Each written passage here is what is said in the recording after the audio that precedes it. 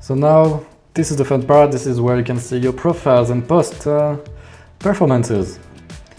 So this dashboard has a lot of information, and it starts with first an overview of all your profiles, benchmarked one against another.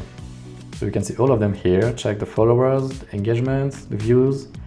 You can have the unified performances and the top performers. What profiles has the best view per post, the best clicks, the best growth, etc. And then once you've seen the overview, you can head into every individual profile.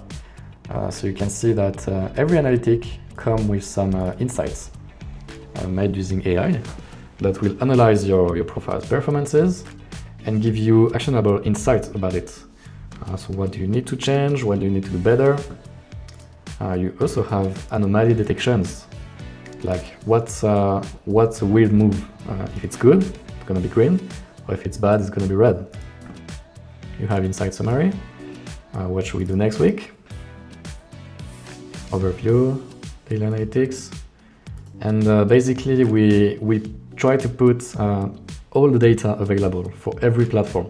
So this is the most comprehensive analytic tool that you can find today. Like we have every metric available. You can find the post insights. As you can see, there's a lot of things. And the same for every profile. You can even see the demographics like that.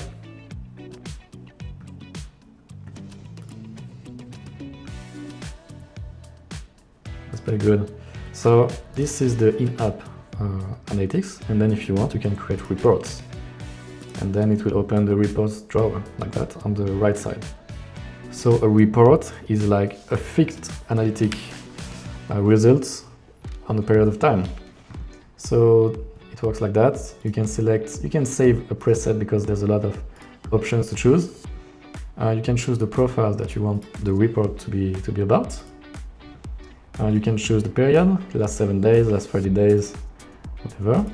You can customize like exactly what metric are you interested in, or you can just leave it with everything. And you can give it some branding, add a logo, company name, website, if you want it to be white label and share it to your clients. And once you are set, you can just click run, save as preset. So next time you can just select faster, or you can schedule the reports.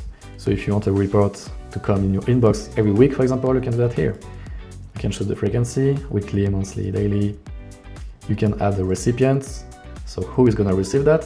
Is it your client? Is it yourself? Is it a workspace member? And then there's a few options. What's going to be on the email? It's going to be the PDF directly, the public link, because yes, every report also comes with a public link, just like we saw with the posts. And you can also include the AI summary in the email. So you will see the schedules here and the created reports here. So let's take an example on this one, for example. If you just click on it, it's gonna appear here.